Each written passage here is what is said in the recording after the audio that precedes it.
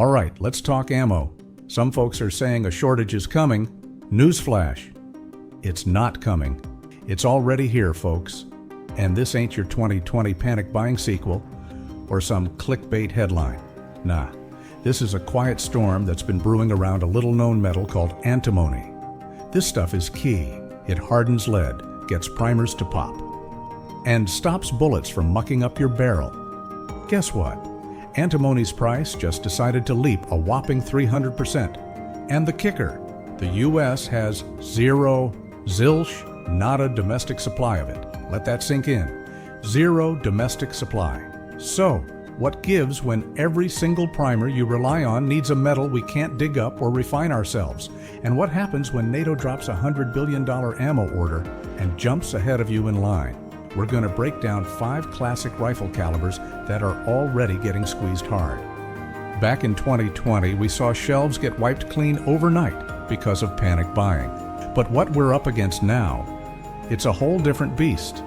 Cutting way deeper. China basically slammed the brakes on antimony exports, suddenly. We're duking it out with NATO and other foreign militaries just to get our hands on the basic stuff needed to make a simple cartridge. And look, as much as we're for playing hardball with China, those Trump tariffs, they've been a bit of a double-edged sword in this fight. Sure, we're holding our ground in the trade war, but it's not exactly helping keep ammo on the shelves. Is it? The civilian supply lines are shrinking, and it's happening on the down low. Your go-to hunting rounds, think 30-06, 270, 30-30, 243, and even the 45-70, they're not totally gone yet.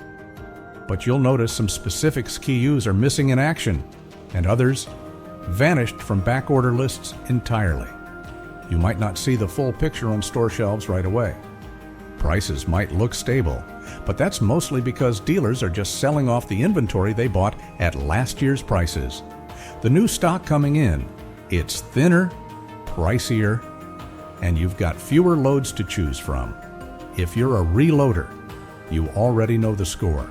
Large rifle primers are drying up faster than a puddle in August, and brass costs creeping up. Every single month. Don't wait for a 2020 rerun to believe this is for real. By the time that happens, it won't just be expensive, it'll be gone. The grand old 30-06, first to feel the pinch. The 30-06 Springfield is usually the first cartridge hunters notice when supply chains get tight. Just a year ago, you could stroll into a big box store and grab those 60-round bulk packs of 150 grain soft points for about $49. That's roughly 82 cents a shot. Check those same shelves this week. If you're lucky, you'll find a lonely green Winchester box, and it'll be priced at $62. Behind that price tag is a whole mess of economic hurt. Antimony shipments from China. They've pretty much fallen off a cliff. Brass rod costs are climbing, thanks to those Section 232 tariffs. And every single domestic assembly line is scrambling like mad to keep up with NATO orders for 308 and 6.5 Creedmoor. Manufacturers are quietly admitting that the old 30-06 only gets a spot on the production calendar after they've filled orders for the current gen military calibers. Reloaders, we feel it first. Lake City used to release truckloads of once-fired M2 brass from training ranges. That pipeline dried up after the Army's last big drawdown. New Starline cases. They're listed at 42 cents each and are back-ordered for 3 months. Primers. Small local shops are rationing them, 100 per customer per day, and those will set you back $8 a sleeve, double what they were in 2022. The real threat isn't just today's sticker shock, it's the waiting game for the next shipment. Retailers in the Midwest are already saying they won't see another pallet until after elk season. Why is that a big deal? Because the 30-06 is still the backbone of every used rifle rack in America. Those Savage 110s, Remington 700s, Model 70s, and vintage Springfields. They get passed down from granddad to grandkid every fall, and they all need full power hunting loads, not the weaker stuff for M1 Garands. Those 150 grain soft points are still the sweet spot for deer. while the 165 and 180 grain loads can handle elk and moose. The newer copper 150 grain polymer tipped rounds are hitting nearly $54 for a 20 round box. That's $2.70 a pop, and they fly off the shelves first because guides in western non-lead zones basically require them. The alarm bell really rang back in March. A national chain's weekly flyer. No 3006 listed at all. Just a little note about rain checks. That flyer goes out to 5 million households. When the casual hunters realize they can't just pick up a couple of boxes on payday, they'll start hitting the online stores. And that's when the panic buying really kicks in. At that point, you're looking at freight charges piled on top of already inflated per round costs. Your simple deer camp staple turns into a boutique expense. If you run a 3006, you need to build a seasonal buffer. 100 rounds of hunting ammo and 200 rounds of practice ball ammo. Used to be a casual weekend buy. Now, that same stash costs over $300 and takes a bunch of phone calls just to track down. Trust me, you don't want to be on hold in September, listening to a clerk say the next freight truck is maybe coming in November. Grab those boxes now. Even if they feel overpriced, they'll never be cheaper once current inventories dip below that reorder point. The 270 Winchester, a familiar story. But worse, the 270 Winchester. Man, people used to say you could always find 270 on the shelf, even when elections had folks spooked. Not anymore. This cartridge shares its brass parent case with the 3006. So, every supply shock that hits the 3006 slams the 270 even harder. And in 2025, it's starting from a much weaker position. I heard from one regional distributor that their pallet counts show only one case of 270 for every 4 cases of Creedmoor. Retail price for a 20-round box of 130 grain soft points has crept up from $34 to $46, a 35% jump. What's less obvious? But way more concerning is how the selection is shrinking. Federal dropped its budget-friendly PowerShock 150 grain line last winter, blaming brass allocation and low seasonal demand. Nosler cut back on partition runs, which pushes whitetail hunters towards the pricier AccuBond long-range loads that are sitting at $69 a box. Yeah, that pretty much forces you to jump to $3.50 per round if you want a premium bullet. It boils down to basic triage. Ammo plants are constantly tweaking their tooling, and every time they switch calibers, it costs time and money. When copper, zinc, and lead prices spike, the bean counters give the green light for fewer changeovers. High-margin cartridges get priority, so the long-action 270 just sits idle. Meanwhile, bullet makers look at their sales sheets and see new rifle buyers are leaning towards 6.5 PRC or 6.8 Western, so they order fewer 2.77 caliber projectiles. That, in turn, bumps up the per unit cost and just pushes the cycle further towards scarcity. Brass ain't any better. Brand new Winchester head-stamped cases were 29 cents back in 2023. Today, they're clocking in at 51 cents. Spent range brass used to be a dime a piece. Most indoor ranges now just toss everything into scrap bins to help cover their overhead. So those scrounging days are pretty much over. If you're a die-hard Jack O'Connor fan, you better act before summer hits. 2 boxes of 130 grain interlock or 140 grain controlled expansion loads should cover most deer seasons. But supply is thinning out. Fast. That sweet spot price window, around $2 a round, has sailed. The next price bump will likely push a box over $50, and don't count on holiday sales. Retailers always mark up high-demand hunting calibers in October. Right now, you should confirm your 0 in August and keep a small reserve for next year. The 30-30 Lever Gun King. Feeling the squeeze? The king of lever guns. The 30-30 is facing a squeeze that seasoned woodsmen can feel in their bones. 2 years back, chain stores had those dull green core-locked boxes stacked shoulder-high, going for $21 per 20. This April, those same stores had handwritten signs taped to empty shelves. 30-30 limit 1 box. Hornadi's polymer-tipped lever revolution loads.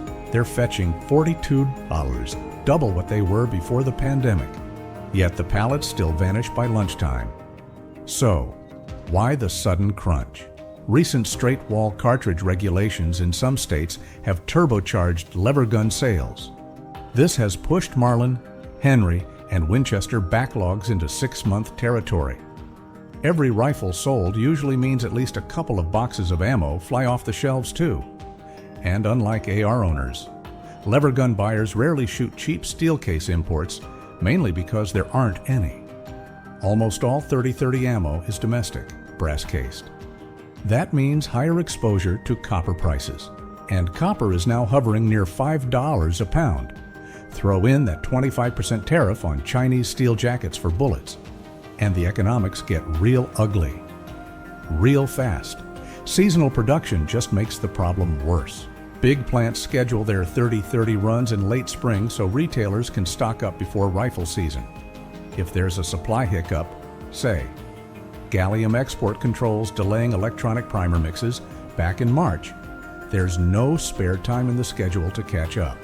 The production line simply doesn't run .30-30 again until the following year, because the tooling gets swapped over to 7.62, NATO, or 5.56 contracts. Reloaders thought they had a way out. Once fired brass from public ranges used to cost about 11 cents. Now, those bins are empty, and new Starline brass is at 44 cents a case. Flat nose 150 and 170 grain bullets are just as hard to find. Component makers are dedicating their presses to pointier .308 projectiles that sell faster. Here's a reality check for deer season. A typical woods hunter fires maybe 3 rounds to confirm 0, and perhaps 2 in the field. 5 rounds, and you're already 3/4 of the way through a $42 box. That leaves you 15 cartridges for practice. Burn through those, and you're back at the store, praying another shipment has landed. My advice: secure at least 3 boxes right now, even if that $100+ hit stings a bit. A year from now, a single box could easily cost $70 if these tariffs and antimony shortages keep up. The 243 looks can be deceiving. At first glance, the 243 looks like it's in the clear. Online ammo finders still list it around 75 cents a round, and some small-town shops might have a couple of dusty boxes hiding on the shelf. But scratch that surface just a little, and the picture changes fast. Federal's popular 100-grain non-lead load hasn't shipped since January. Why? Because antimony-free primer chemistry needs gallium compounds in the initiator mix. And guess what? Gallium exports from China have dropped by half this year. So, component makers are hoarding what they have for calibers with higher sales numbers. The 243's dual personality, being both a varmint and a deer round, just doubles the pain.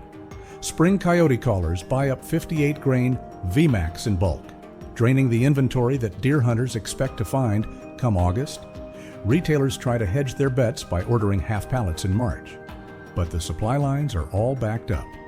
Those pallets show up late. And then they get raided by prairie dog shooters come autumn. The only thing on the shelf is 55-grain stuff, which most whitetail hunters rightfully refuse to trust for deer. Brass is no bargain either. New Winchester cases have climbed to 43 cents a piece. Sure, you can neck down once-fired .308 brass, but then you still need to buy a forming die set and a power trimmer. That's gear that costs more than 2 cases of hunting ammo.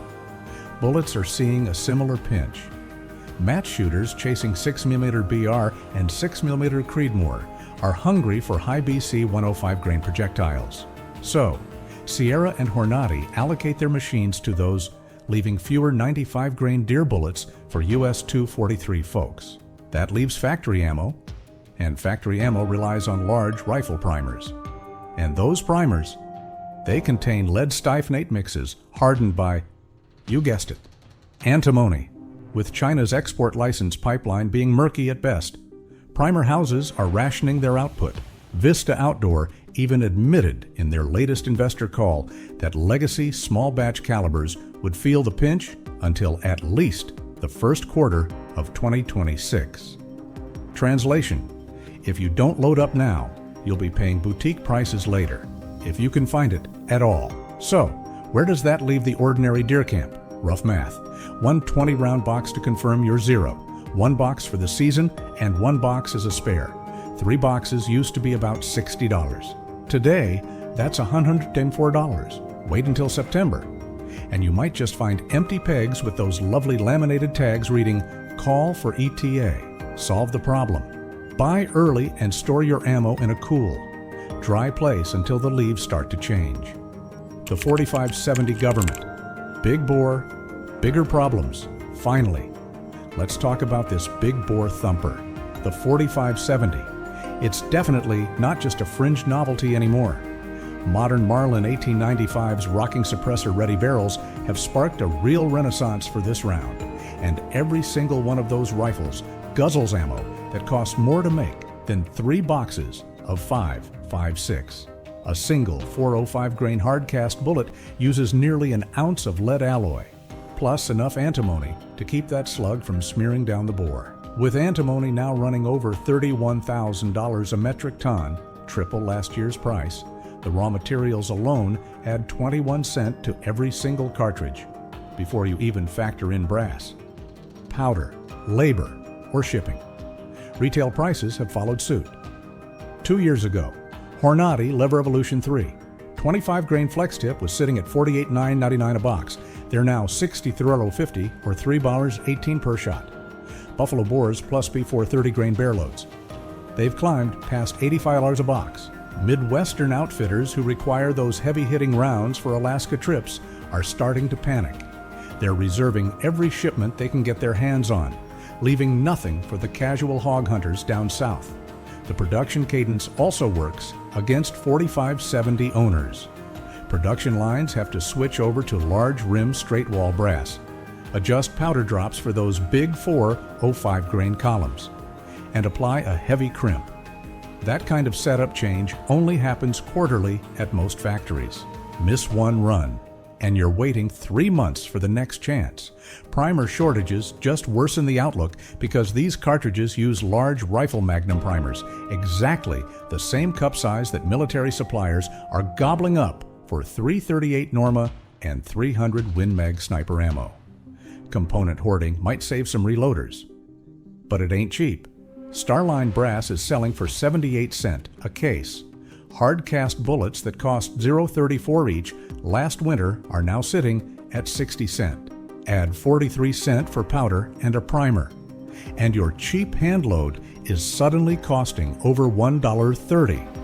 Factory ammo will likely never be cheaper than $2.50 a round again, unless raw metal prices totally collapse. And that looks pretty unlikely as long as these export restrictions stay in place. Every lever gun owner running a 4570 needs at least 60 defensive rounds and 40 practice rounds. Bare minimum. That 100-shot cache cost around $210 in 2023. Today, it'll break $380. And availability is an even bigger issue than the price. Empty shelves in those Rocky Mountain tourist towns have forced hunters to drive 2 hours just to find a single box. A box they grudgingly pay $80 for because their guide expects solid penetration on elk up at the timberline. If you own a 4570, the clock is ticking louder for you than for any other caliber on this list. My advice, buy 2 seasons worth now. Store it properly. If prices happen to soften up later, great, you can top off your stash. But if the supply completely collapses, which is entirely possible if new export controls broaden, your rifle becomes a very expensive club. So, if you shoot any of these rounds, 30-06, 270, 30-30, 243, or 4570, don't wait for the next headline to tell you what you're already seeing happen with your own eyes. Lock in what you need now while you still have options. Stay sharp and stay stocked.